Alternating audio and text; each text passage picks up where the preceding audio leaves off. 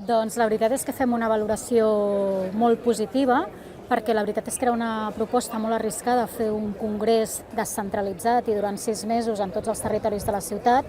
i la veritat és que estem molt contents, sobretot perquè moltes entitats s'han conegut de nou i per tant això ha enfortit moltíssim el treball en xarxa i la coordinació en tots els territoris. Com a Consell d'Associacions de Barcelona hem volgut liderar aquest procés, però sobretot no n'hem volgut ser protagonistes, perquè entenem que aquest procés era de les entitats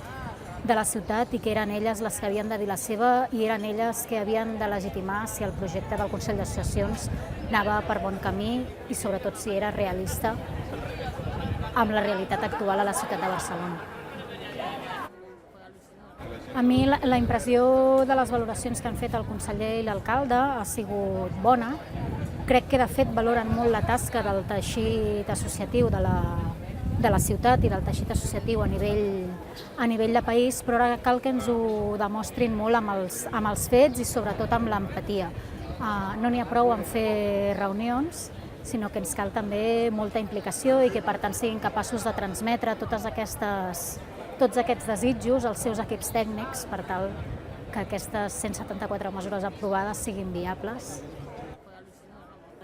Ara ens espera encara més feina de la que hem fet fins ara. Fins ara ha sigut la part fàcil perquè ha estat dir el que ens agrada, el que no ens agrada, el que ens agradaria, discutir-nos una mica, però ara ens toca treballar, ara ens toca convertir totes aquestes mesures en propostes pràctiques i en estratègies de funcionament que siguin viables i realistes.